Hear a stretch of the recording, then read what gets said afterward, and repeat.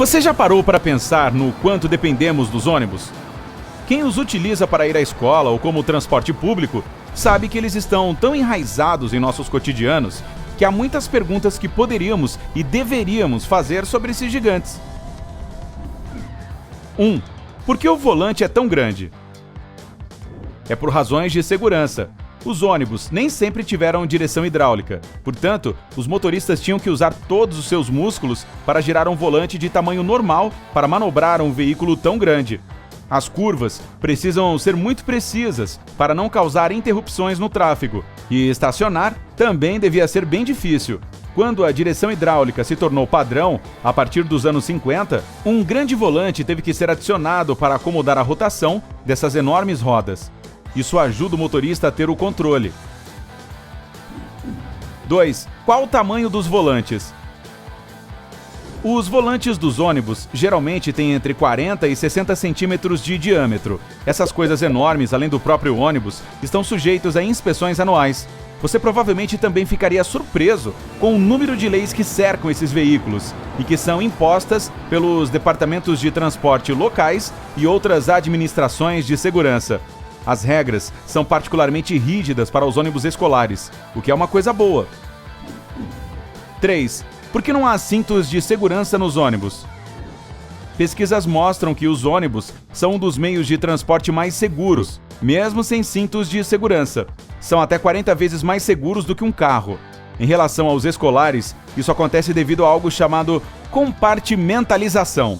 Isso significa que os assentos são muito mais próximos uns dos outros. Muitas vezes têm encostos altos e acolchoados e ficam bem acima do chão.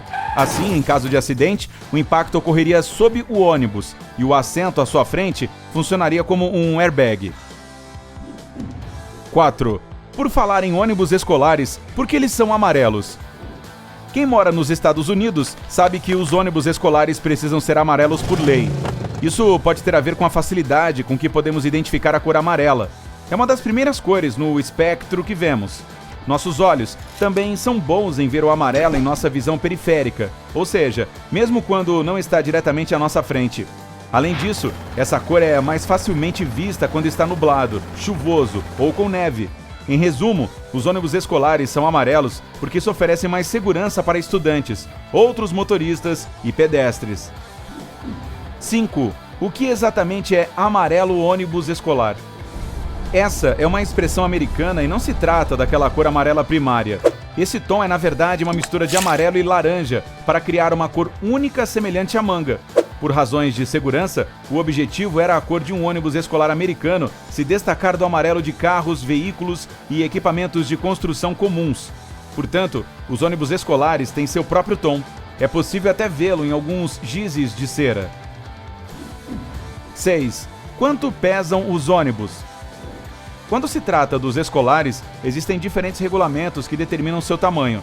Em média, pesam entre 6.350 kg e 8.845 kg.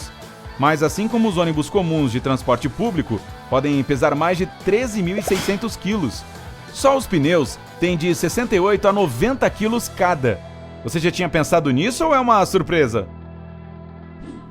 7. Quantas pessoas um ônibus pode transportar? O escolar médio americano tem cerca de 10,5 metros de comprimento e pode transportar 64 passageiros. Obviamente, os alunos não podem ficar de pé em um ônibus escolar, mas no transporte público isso é permitido. O urbano médio tem em média 14 metros de comprimento e pode transportar em torno de 120 pessoas no total. E tem também os ônibus articulados, que podem pronunciar palavras com muita clareza. Não, estou brincando. Isso significa que são compostos por duas partes mantidas conectadas por uma junta. 8. O que é preciso para se tornar um motorista de ônibus escolar? No Brasil, é necessário ter pelo menos 21 anos e ter habilitação na categoria D. Outra exigência é não ter cometido nenhuma infração grave ou gravíssima, nem ser reincidente em infrações médias durante os últimos 12 meses.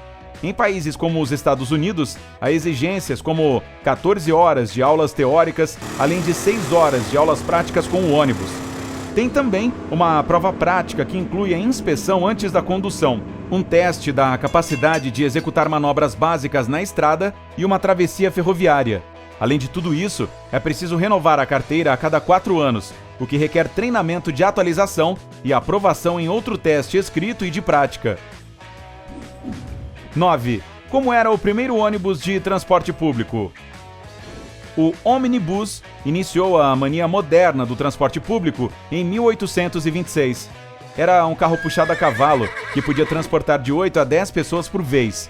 Embora fosse um sistema moderno para a época, viajar dessa forma era realmente desconfortável e potencialmente fedorento.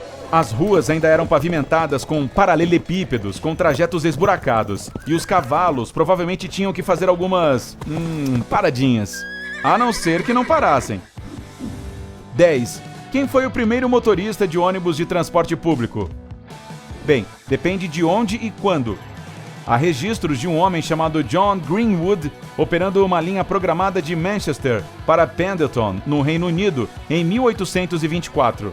Estes seriam os modelos iniciais puxados a cavalos.